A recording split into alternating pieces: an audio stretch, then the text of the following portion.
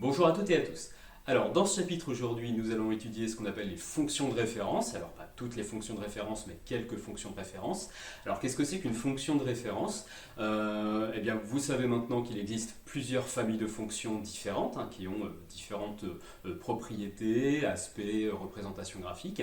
Il n'y a pas longtemps, on a fait le chapitre des équations de droite, mais je vous rappelle que toutes les équations de droite, toutes les droites qu'on peut tracer, en fait, ce sont des représentations graphiques de fonctions affines. Donc, par exemple, si on prend une fonction affine, toute bête, la formule, ça pourrait être par exemple f de x égale 3x moins 2. Ça correspond à la droite d'équation y égale 3x moins 2, et là on voit tout à fait comment ça peut se représenter. Bien. Alors ce qu'il faut savoir maintenant, c'est que pour chaque famille de fonctions, eh bien, en fait il existe une fonction plus ou moins de base, c'est-à-dire une fonction avec une formule très très simple, et qui va nous permettre en fait de la tracer rapidement, de l'observer, de voir ce qu'on peut faire comme remarque là-dessus. Et ce qu'il faut savoir, c'est que les propriétés et les remarques qu'on pourra faire sur ces fonctions de base, avec des formules très simples, eh bien ces propriétés et ces remarques vont rester valables pour le reste de la famille. Alors on va commencer très très simplement avec ce qu'on appelle les fonctions polynômes de degré 2. Alors le nom semble un petit peu compliqué, mais les fonctions polynômes de degré 2, eh bien en fait ce sont les fonctions de la forme ax carré plus bx plus c, c'est-à-dire des fonctions dont la formule ressemble à un nombre fois x carré plus un autre nombre fois x plus un autre nombre. Visuellement, on pourrait dire qu'on a pris par exemple des formules de fonctions affines et puis qu'on a rajouté un terme en ax carré. Bon bref, toutes ces fonctions-là, en fait, ces fonctions polynômes de degré 2, eh bien, elles vont avoir les mêmes propriétés, les mêmes caractéristiques que la fonction de base de cette famille-là, qui va être la fonction carré. Donc en fait, en gros, dans ce chapitre, qu'est-ce qu'on va faire? On va étudier 4 fonctions de base qui vont correspondre à 4 familles de fonctions différentes. Et donc pour ces 4 familles de fonctions, on va garder les propriétés qu'on va pouvoir étudier, découvrir sur ces fonctions de base. Voilà le principe du chapitre d'aujourd'hui. Donc on va commencer avec celle dont je vous parlais tout de suite, la fonction carré. Donc la fonction carré, vous avez la définition qui s'est affichée juste à côté. C'est la fonction de formule x carré. Donc f de x égale x carré. On voit tout de suite qu'on a un tableau de valeurs très facile à remplir. Pour chaque antécédent, il suffit de calculer son carré. Et tout de suite, on peut quand même apercevoir que dans mon tableau de valeurs, j'ai une certaine symétrie, entre guillemets, entre les images. Vous vous rendez compte que les images des négatifs donnent exactement les mêmes images que leurs opposés. Bien. Alors, ce qu'il faut savoir, c'est que si on fait des petites remarques dans les tableaux de valeurs, c'est probablement des remarques qu'on pourra faire également sur la représentation graphique. Quand on découvre une nouvelle fonction, qu'on ne la connaît pas, qu'on ne l'a jamais étudiée, en fait, la marche à suivre, c'est toujours à peu près la même. C'est d'abord présenter la formule, ensuite essayer de voir pour quels antécédents elle peut se calculer. Notre fonction x carré, elle est définie sur R, c'est-à-dire qu'on peut prendre n'importe quel nombre réel et calculer son carré. Et puis, dresser un tableau de valeurs. Et ce tableau de valeurs, en fait, va me permettre de placer plusieurs points dans un repère. Et puis après, je vais essayer de relier ces points pour avoir la représentation graphique de ma fonction. Alors, c'est exactement ce qu'on va faire avec notre fonction x carré. Donc là, vous avez la représentation graphique qui est en train de s'afficher. Donc voilà à quoi ça ressemble. Cette courbe-là, elle a une forme particulière. Vous voyez que ça fait une espèce de U. D'accord ? Cette forme particulière, ça s'appelle une parabole. Donc c'est un mot-clé à retenir. Ça s'appelle une parabole. Et on s'aperçoit que la symétrie qu'on avait observée dans le tableau de valeurs, c'est effectivement une vraie symétrie. Dans mon repère, c'est une symétrie par rapport à l'axe des ordonnées. On peut se percevoir également qu'il y a un point particulier pour cette parabole, qui est le point qui correspond au minimum de la fonction. Ce point-là, alors pour la fonction x carré, il se trouve que c'est l'origine. Ce ne sera pas toujours l'origine pour les autres fonctions de cette famille-là. Ce point-là a un nom spécial, on l'appelle le sommet de la parabole. Le sommet, même si c'est le point minimal, ça s'appelle le sommet. Bien. Alors du coup, puisqu'on a la représentation graphique, on va terminer en proposant le tableau de variation de la fonction carré. Vous avez le tableau de variation qui vient de s'afficher. Et donc voilà ce qu'on peut retenir sur cette fonction de base, cette fonction carré. Voilà à quoi elle ressemble. Alors maintenant, c'est pas tout de voir à quoi elle ressemble et puis de dresser le tableau de variation. On a quand même quelques petites applications de ces fonctions de référence. Et entre autres, on a des applications dans ce qu'on appelle les encadrements et les inéquations. peut-être un petit peu également pour les équations. Alors un encadrement, c'est quoi? On en a déjà fait quand on avait étudié les fonctions. Eh bien, c'est avoir des antécédents qui sont compris entre certaines valeurs. Et nous, ce qu'on voudrait savoir, c'est les images de ces antécédents, entre combien et combien elles sont comprises également. Donc vous avez un premier exemple qui s'affiche. Quand vous avez un antécédent qui se trouve entre deux valeurs positives, eh bien, assez logiquement, les carrés, les images de ces antécédents vont se trouver entre les carrés des valeurs qui sont qu'on appelle les bornes en fait, hein, valeur minimale, valeur maximale. Bien. Vous voyez également que lorsqu'on a des antécédents négatifs, eh bien, on a également, chacune des deux bornes, on calcule le carré. Attention à l'ordre, hein, on a quand même le carré le plus petit qui est inférieur, le carré le plus grand qui est inférieur. Donc déjà, on peut s'apercevoir que quand on est chez les négatifs et qu'on calcule l'image, eh bien, on a un changement d'ordre. Voilà. Ça peut s'expliquer parce que la fonction carré est décroissante sur les négatifs. Bien. Et maintenant, on a un petit cas particulier quand même, qui est si mon antécédent se trouve dans un intervalle comprenant 0. En fait, qu'est-ce qui se passe? Vous voyez, il y a un petit piège. En fait, là, on ne va pas prendre les carrés des deux bornes. L'idée, c'est que si dans mon intervalle d'antécédent, j'ai 0, ça veut dire que le carré le plus petit que je vais pouvoir avoir, eh bien, ça sera 0. Ça se comprend tout à fait quand on regarde par rapport à la courbe de la fonction carré. Si vous avez un x, un antécédent, qui est compris entre un négatif et un positif, eh bien ça veut dire que dans cette plage-là, on va passer par 0. La partie de courbe qui m'intéresse est donc toute la partie centrale. Et maintenant, si je regarde les images, je rappelle que les images, ça se lit en vertical. Et bien d'un point de vue vertical, le carré le plus bas qu'on pourra atteindre dans cette portion-là, c'est bien 0. Par contre, on gardera uniquement le carré le plus grand entre les deux carrés des deux bornes. D'accord? Donc là, petit cas particulier, attention, si vos antécédents sont compris dans un intervalle contenant 0, eh bien vos images en fait seront comprises dans un intervalle qui commencera par 0, ce sera 0 et le carré le plus grand des deux bornes. Bien. Au niveau inéquation, ça va être un petit peu de la même manière, c'est-à-dire que l'inéquation, on part sur des intervalles comprenant des carrés. C'est-à-dire que là, j'ai des informations sur le x carré, et moi, je veux retrouver des informations sur les antécédents. C'est un petit peu comme la lecture d'images et d'antécédents quand on lit les images et les antécédents sur une fonction. Bien. Alors là, ici, comment ça se passe? Eh bien, ce qu'il ne faut pas oublier, c'est la symétrie de cette courbe, de cette parabole. Et donc, du coup, si vous savez par exemple que votre x carré est compris entre 4 et 9, eh bien, ça ne veut pas forcément dire que x est compris uniquement entre 2 et 3. Bien entendu, x peut être compris entre 2 et 3, mais il faudra faire attention à notre symétrie, puisque avec un carré compris entre 4 et 9, bien effectivement, je peux avoir un antécédent compris entre 2 et 3, mais je pourrais aussi tout à fait avoir un antécédent compris entre moins 3 et moins 2.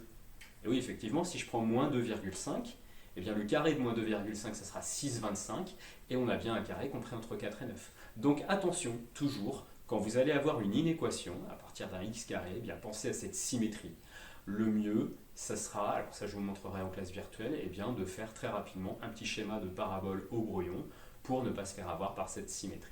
Et puis deuxième cas possible d'inéquation, eh bien c'est quand vous avez un seul nombre en face de votre x carré. Donc là, vous avez les différents cas qui s'affichent. Le mieux, encore une fois, si on est un petit peu perdu, eh bien c'est de tracer un autre parabole de la fonction carré, même si c'est fait à la main très rapidement, et de s'en servir comme repère pour ne pas se tromper. Donc ça, c'est des petites choses que je vous montrerai en partie exercice. Bien, on a fait un peu le tour de ce qu'il fallait savoir sur cette fonction carré. Alors maintenant, le plus important, c'est quand même de se souvenir de la forme générale de la courbe. Ça s'appelle une parabole. Et il y a un point particulier qui correspond au changement de variation de ma parabole. Et ce point-là s'appelle le sommet. Il y a également une symétrie axiale par rapport à un axe qui est vertical.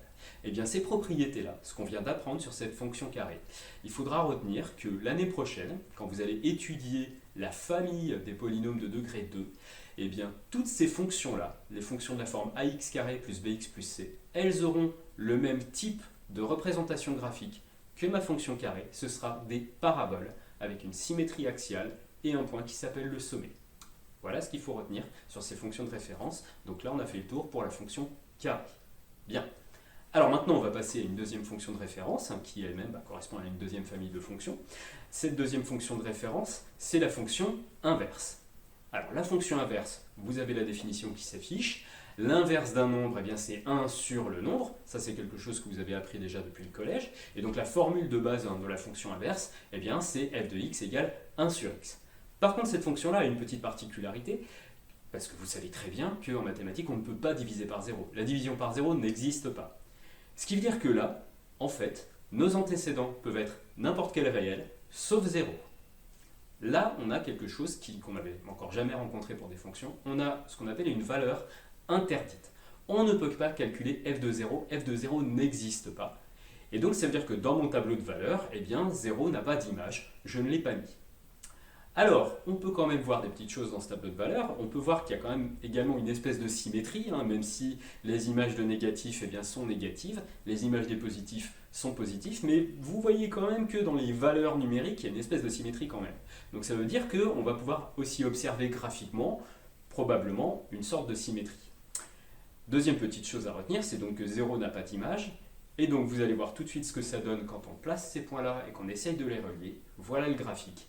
Et là, vous voyez que le fait d'avoir une valeur interdite, c'est-à-dire un nombre qui n'a pas d'image, eh bien graphiquement, ça veut dire que ma courbe va être coupée en deux portions, en deux parties. Vous avez une première partie qui est décroissante, vous le voyez très bien. Plus on se rapproche de 0 vers les négatifs, plus on descend très bas, et donc l'idée c'est qu'on ne pourra jamais atteindre x égale 0. Donc en fait cette courbe va se rapprocher de plus en plus de l'axe des ordonnées. Elle va plonger très très bas. Et donc en fait on devine que ça va se diriger vers moins l'infini. Et c'est un petit peu difficile à comprendre comme concept, mais il faut comprendre que cette courbe-là ne touchera jamais l'axe des ordonnées.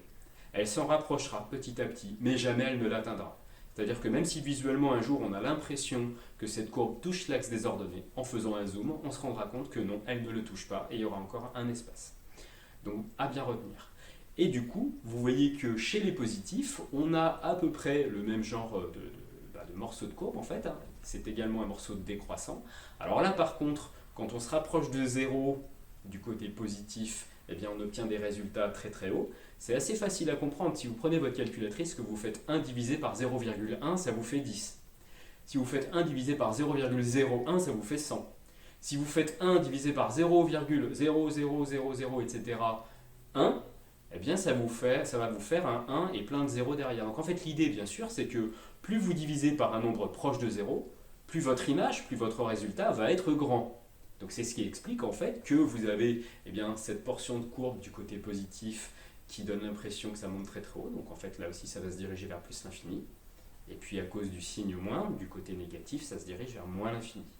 Mais l'idée, encore une fois, c'est que ces deux portions de courbe ne toucheront jamais l'axe des ordonnées.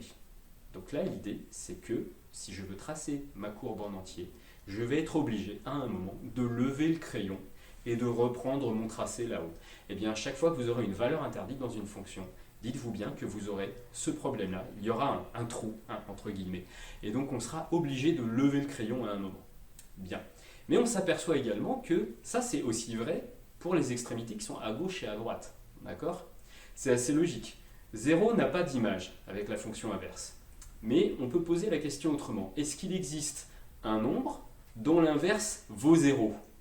On se rend compte tout de suite que ce n'est pas possible également. Ce qui veut dire que le fait que la courbe se rapproche de l'axe des ordonnées sans jamais le toucher, eh bien on a exactement la même chose pour l'axe des abscisses. À gauche et à droite, la courbe va se rapprocher de l'axe des abscisses, mais ne le touchera jamais. Donc là, vous voyez qu'on a une courbe qui est très très particulière. Ça, ce type de courbe-là s'appelle donc une hyperbole.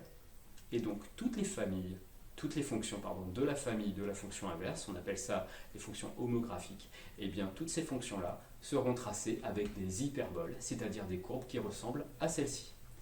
Alors vous voyez que notre symétrie également qu'on avait vue dans le tableau de valeurs, eh bien on l'a retrouvée, mais cette fois-ci c'est une symétrie centrale.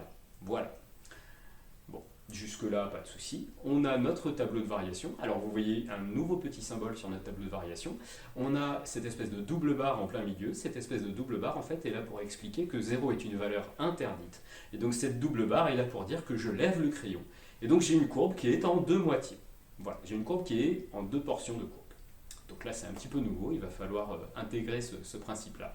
Mais dès que vous aurez donc une valeur interdite dans une fonction, eh bien, vous aurez un trou, vous aurez un vide, vous serez obligé de lever le crayon à un moment. Et dans un tableau de variation, eh bien, ça se représente avec cette double barre. Bien. Maintenant, on va passer à la partie application. Comme pour la fonction carré, qu'est-ce qui se passe quand je fais un encadrement ou une inéquation avec la fonction inverse? Eh bien, si vous avez des antécédents qui sont complètement dans les positifs ou complètement dans les négatifs, vous voyez qu'il n'y a aucun souci, hein, donc vous pensez à faire l'inverse de toute votre ligne. Alors attention, puisque la fonction inverse est toujours décroissante, eh bien la fonction inverse changera l'ordre, toujours. Voilà. Alors par contre, il y a également, comme pour la fonction carré, un petit cas particulier, c'est que si vous avez des antécédents qui sont dans un intervalle comprenant 0, eh bien il faut bien prendre en compte le fait que 0 est une valeur interdite. Et donc à ce moment-là, vous avez ces petits cas particuliers qui s'affichent, eh bien il faudra vraiment prendre en compte le fait que ce 0 n'a pas d'image, et donc ça vous fera pas forcément les réponses auxquelles on s'attend. Donc là, encore une fois, eh bien, ce sont des réponses qu'il faut donner en faisant d'abord un petit graphique à la main sur le côté avec l'hyperbole de la fonction 1 sur x, et il faut essayer d'utiliser ce graphique pour voir ce qu'on va donner comme réponse. Alors ça également, eh bien, comme pour la fonction carré, ce sont des façons de faire, des méthodes que je vous montrerai plutôt en classe virtuelle ou en partie exercice. Voilà, et donc c'est tout pour la fonction inverse. Et donc pour la famille de la fonction inverse, qui s'appelle la famille des fonctions homographiques, eh bien vous avez le même type de courbe, ce sont des hyperboles avec des valeurs interdites et une symétrie centrale également. Voilà. On continue avec notre troisième fonction de référence. Notre troisième fonction de référence, eh bien c'est la fonction x puissance 3, la fonction cube. Alors on pourrait se dire, oh, bah, la fonction carré, ça fait une parabole, ça fait une courbe avec une forme de U par exemple, donc la fonction cube, ça doit être à peu près la même chose. Ben, en fait, là, on ne peut jamais deviner à l'avance ce que ça va donner. On va d'abord faire notre tableau de valeurs.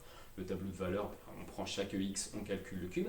Alors là, on voit tout de suite que les images vont devenir assez vite très grandes. D'accord ? Donc il y a une croissance beaucoup plus rapide que pour la fonction x carré. Par contre, ce que vous pouvez voir également, c'est que là, on ne se retrouve pas tout à fait avec la même symétrie que dans le tableau de la fonction carré, mais plutôt avec le même type de symétrie que dans le tableau de la fonction 1 sur x. Effectivement, les images des x, des différents x, eh bien, numériquement, on retrouve les mêmes nombres, une espèce de symétrie. Par contre, un x négatif donne une image négative. Un x positif donne une image positive. Donc vous voyez qu'en fait, on ne va pas avoir le même type de symétrie qu'avec la fonction carré, mais plutôt le même type de symétrie qu'avec la fonction 1 sur x. Donc on peut deviner avec ce tableau de valeurs qu'on va avoir affaire à une symétrie centrale. Voici le graphique et le tableau de variation. Et effectivement, encore une fois, on voit que la symétrie qu'on avait vue dans le tableau de valeurs eh bien, se retrouve graphiquement. Et donc vous voyez ici la courbe de la fonction x cube. Alors, cette courbe-là étant toujours croissante, le tableau de variation est très rapide à faire. Là, au niveau des encadrements et des inéquations, il n'y a pas vraiment de problème, puisqu'il n'y a pas de symétrie axiale, et il n'y a pas de valeur interdite. Donc en fait, calculer des images, calculer des antécédents, c'est pas très compliqué. Et donc de la même manière, faire un encadrement ou une inéquation avec cette fonction-là, il n'y aura pas vraiment de piège. Donc vous avez les exemples qui s'affichent au fur et à mesure. Et donc ce qu'il faut retenir encore une fois, c'est que la famille des polynômes de degré 3, donc c'est-à-dire les fonctions de la forme ax cube plus bx carré plus cx plus d, donc vous voyez ce qui se passe par rapport au polynôme de degré 2, on rajoute ce morceau en x cube, et bien cette famille-là va avoir les mêmes propriétés que la fonction cube, c'est-à-dire qu'on va avoir des courbes qui vont ressembler à celles de la fonction cube. Alors il y aura des petites différences puisque notre fonction cube est uniquement croissante. La famille des polynômes de degré 3, on peut se retrouver avec une fonction croissante, puis décroissante à un moment, puis de nouveau croissante, donc ça fait comme une espèce de petite vague, et ça sera plutôt pour l'année prochaine. Mais voilà, vous avez là ce qu'il faut savoir sur la fonction de référence de cette famille des polynômes de degré 3, qui est la fonction x cube. Et on va terminer avec notre dernière fonction de référence. Donc là, vous voyez qu'on fait un petit listing des fonctions de base à connaître. Et bien, notre dernière fonction de référence, c'est la fonction réciproque de la fonction carré. La fonction réciproque en mathématiques, eh bien, c'est celle qui donne, entre guillemets, le sens contraire de calcul. La fonction réciproque de la fonction carré sur les positifs, c'est la fonction racine carrée. Alors là également, il y a des valeurs interdites pour notre fonction racine carrée, puisque vous savez très bien que la racine carrée d'un négatif n'existe pas. Et donc c'est une fonction qui va être définie sur ce qu'on appelle R+, c'est-à-dire l'intervalle 0 plus l'infini. Vous avez le tableau de valeur qui s'est affiché. Alors là, on n'a pas de symétrie, puisqu'il n'y a pas d'antécédent négatif, mais on peut s'apercevoir que bien là, il y a une croissance qui va être quand même assez lente, puisqu'en fait, quand on avance racine de 100, par exemple, ça ne fait que 10. Donc on se devine que ça va être croissant, mais de façon assez lente, entre guillemets. Et vous avez le graphique qui vient de s'afficher. Alors là, pour tracer la fonction racine carrée, le mieux, c'est de choisir des antécédents dont la racine carrée peut se calculer, donne au pire un décimal. Donc vous ne choisissez pas vos antécédents un petit peu au hasard. Vous prenez 3, vous prenez 9, vous prenez 6, 25, vous prenez des nombres dont la racine carrée peut se calculer. Bien. Et donc, cette courbe-là, vous voyez que toutes les fonctions qui vont être de la forme a racine de x plus b, donc les fonctions de cette forme-là, auront une courbe qui va ressembler à celle de la fonction racine carrée. Maintenant, vous remarquez que la fonction racine carrée, elle est strictement croissante, donc il n'y a également aucun problème avec les encadrements et les inéquations. Voilà. Et donc, ça termine la partie leçon de ce chapitre-là. Donc, vous voyez qu'en fait, c'était quand même assez vite vu. Là, ce chapitre-là consiste, en fait, vous voyez, on a un petit listing de ces 4 fonctions de référence qui vont correspondre à 4 nouvelles familles de fonctions, mais que vous étudierez davantage l'année prochaine. Pour cette année, on était vraiment avec ces fonctions de base, et donc des petites propriétés à connaître sur cette fonction-là. Bon, et bien, c'est terminé pour ce chapitre-là. Comme d'habitude, n'hésitez pas à me contacter par mail si vous avez des questions, et je vous dis à la prochaine. À bientôt.